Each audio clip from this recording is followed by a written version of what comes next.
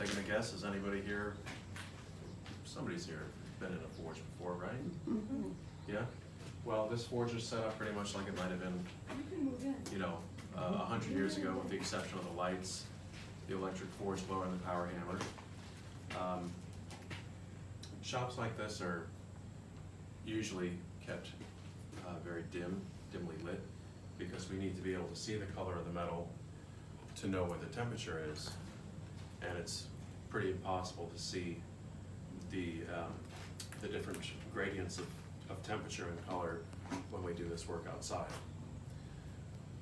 So I'm kind of spoiled in that way. I've only worked outside a couple of times, and I got burned every time I did it.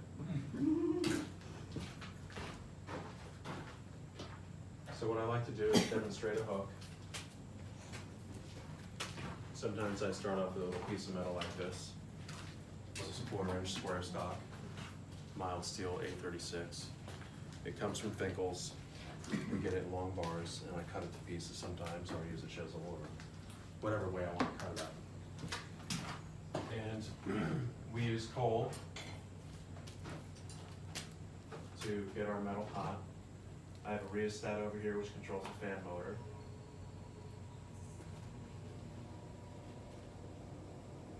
A modern convenience, Yeah. unlike the bellows over there. Well, there's something to be said for using a bellows or a hand crank bellows. It keeps your rhythm, it doesn't wear you out. Like this, if I turn my back on it, it's going to keep going and it's going to burn up the metal. It uses a lot more coal. Obviously, it's using electricity. And, I'm sure you've heard the expression, too many irons in the fire. You only need one with this thing, because if you turn your back for just a moment too long, you'll burn up the metal. It'll just evaporate. So when I work at home, I have a hand crank blower attached to a rivet forge. We have something like it on display. I think that's on the 2nd floor.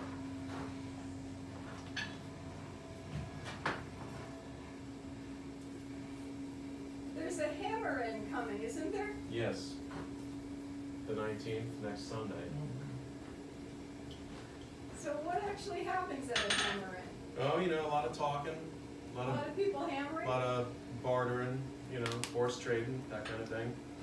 Actually, I don't know if you noticed that little anvil outside that I brought into work today. It's not going to be for sale. It's just going to be to show the other blacksmiths. The hammer-in is a we do like tailgate kind of sales and a little raffle and that kind of thing, and buy and sell and trade different things with each other.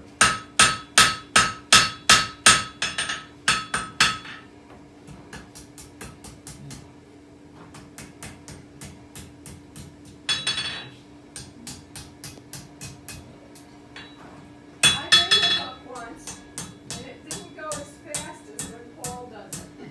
I've made a couple of these. He makes one for every school group that comes near him. So we have 1 or 2 kids.